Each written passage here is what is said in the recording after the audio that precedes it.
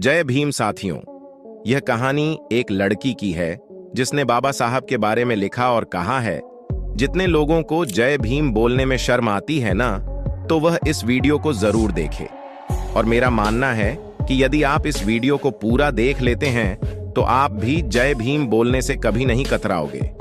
वह लड़की रहती है कि मैं बाबा साहेब के बारे में ज्यादा कुछ नहीं जानती थी, बस उतना ही पता था जो स्कूली किताबों में सीखा था।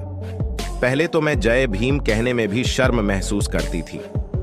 मुझे लगता था कि वह दलितों के कोई नेता हैं जिन्होंने दलितों के लिए संविधान लिखा है, लेकिन अब मैं गर्व के साथ जय भीम बोलती हूं और मेरे रोंगटे खड़े हो जाते हैं। यह शब्द उस महिला के है जिन्होंने तमाम दुश्वारियां को झेलते हुए अपनी और अपने जैसी कई महिलाओं की जिंदगियों में बदलाव लाने की कोशिशें की। एक गरीब मुस्लिम परिवार में जन्म लेने वाली मुमताज शेख जब सिर्फ 7 साल की थी तो उनका परिवार काम की तलाश में मुंबई आ गया।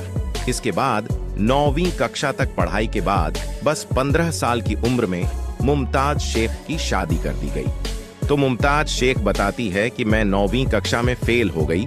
इसके बाद 15 साल की होते ही मेरी शादी हो गई। अगले ही साल मैंने एक बेटी को जन्म दिया। मैं हमेशा सोचती हूँ कि मेरी जिंदगी की कहानी कितनी फिल्मी रही है। मतलब मेरी शादी हो गई और मुझे लगा कि अब यह हैप्पी एंडिंग होगी, लेकिन ऐसा होना नहीं लिखा था। जब एक एनजीओ ने बदली जिंदगी मुमताज बताती है कि यह सन 2000 की बात है। हम दिल्ली इलाके में रहते थे और वही कोरो कमेटी ऑफ रिसोर्स ऑर्गेनाइजेशन नाम की एक एनजीओ किसी सर्वे के लिए आई थी। मैं उन्हें अपने घर की खिड़की से देखा करती थी। मुझे बिना पूछे घर से निकलने की इजाजत नहीं थी, बाहर से पानी लाने की भी इजाजत नहीं थी। मैं जानना चाहती थी कि आखिर यह एनजीओ वाले लोग कर क्या रहे हैं, और फिर एक दिन मैं चुपके से उनकी मीटिंग अटेंड करने पहुंच गई।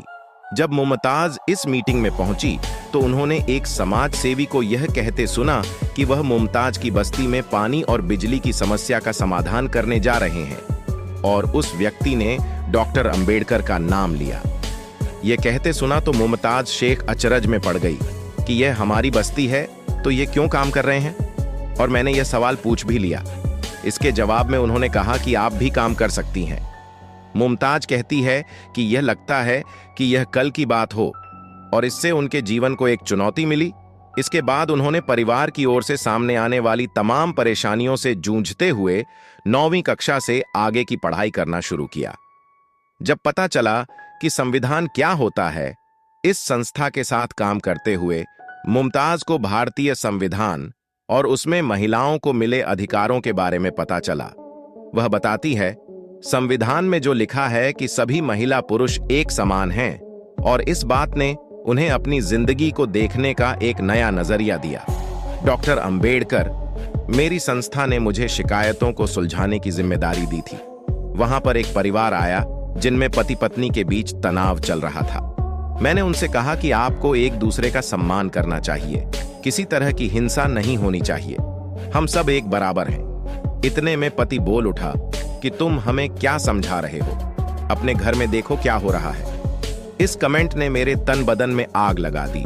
मैं गुस्सा थी, लेकिन मुझे पता था कि वह सही है, क्योंकि अगर मैं खुद अपने घर में इसका पालन नहीं कर सकती तो दूसरों को क्या सलाह दूं। यही वह मोड़ था जब मुमताज शेख के असली युद्ध की शुरुआत हुई, जब तलाक ही एक रास्ता बचा।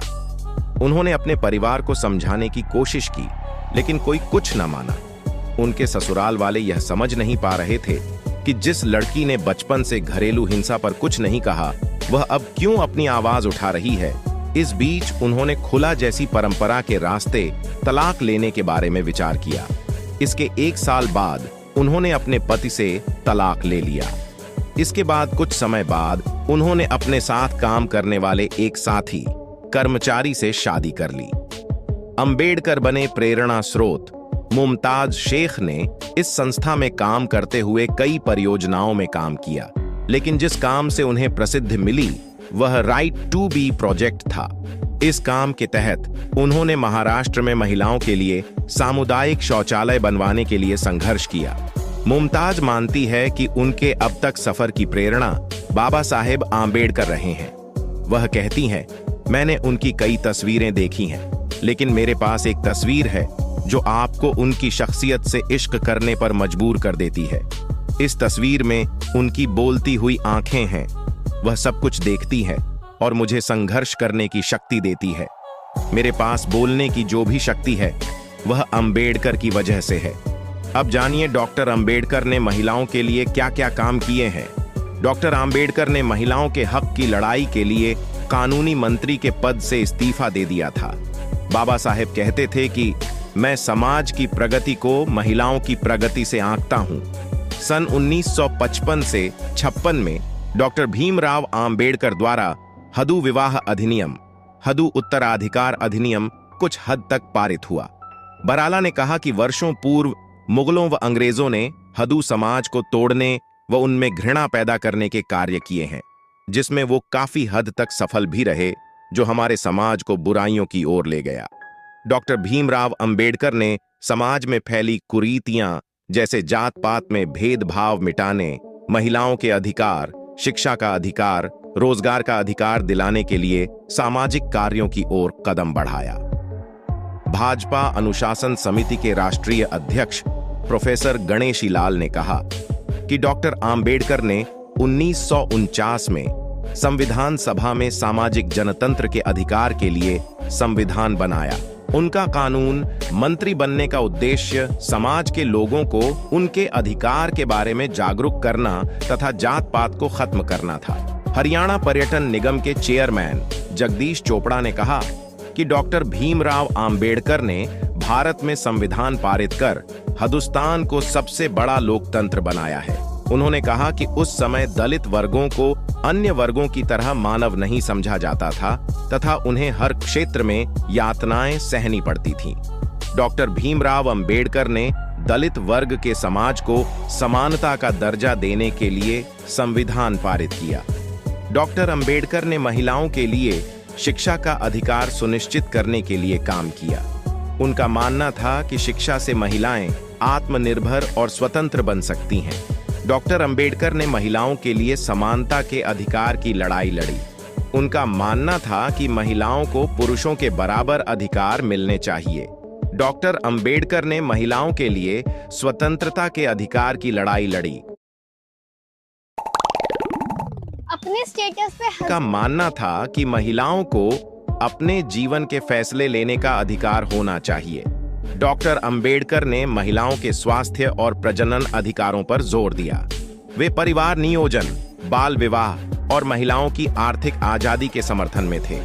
डॉक्टर अंबेडकर ने महिलाओं को जागृत करने के लिए कई सम्मेलन आयोजित किए। डॉक्टर अंबेडकर ने मूक नायक और बहिष्कृत भारत जैसे समाचार पत्रों के जरिए महिलाओं को उनके अधिकारों के लिए प्रेरित किया। डॉक्टर अंबेडकर ने कानून मंत्री के तौर पर हिंदू कोड बिल लाया था। यह बिल भारतीय महिलाओं को कई अधिकार देने वाला था। हालांकि रूढ़िवादी लोगों ने इसका विरोध किया और यह बिल संसद में पास नहीं हो पाया। डॉक्टर भीमराव अंबेडकर एक महान नारीवादी चिंतक थे। उन्होंने अपने जीवन काल में महिलाओं के सशक्तिकरण के लिए अनेक प्रयास किए। उन्होंने अपनी रचनाओं में भारतीय महिलाओं की स्थिति के बारे में विस्तृत वर्णन किया। उन्होंने बताया कि मनु से पूर्व भारत में महिलाओं की स्थिति सम्मानजनक थी। उन्होंने कहा कि मनु से पूर्व महिलाओं को शिक्षा ग्रहण करने व धार्मिक स्त्रियों को संपन्न करने का अधिकार था। उनका विचार था कि देश में मनु ने महिलाओं की स्थिति को काफी दयनीय व चिंताजनक बना दिया। मनु की मनुस्मृति से महिलाओं के सामाजिक, आर्थिक व राजनीतिक विकास पर पूरी तरह से प्रतिबंध लग गया। आधुनिक युग में डॉक्टर अंबेडकर ने महिलाओं को जागृत करने के लिए अनेक सम्मेलन किए। डॉक्टर अंबेडकर ने मूक नायक व बहिष्कृत भारत इत्यादि समाचार पत्रों के माध्यम से महिलाओं को उनके अधिकारों की प्राप्ति के लिए प्रेरित किया। 1941 में हिंदू कोड बिल के द्वारा भारत सरकार ने महिलाओं के सशक्तिकरण का प्रयास किया। डॉक्टर अंबेडकर ने कानून मंत्री रहते हुए हिंदू कोड बिल का कार्य अपने हाथों में लिया, लेकिन रूढ़िवादी लोगों ने इस बिल का विरोध किया। दोस्तों, आज की वीडियो में बस इतना ही। इस चैनल पर मैं सिर्फ बाबा साहेब के जीवन से जुड़ी छोटी बड़ी सभी जानकारी लेकर आता रहता हूं। यदि आप बाबा साहब को पसंद करते हो और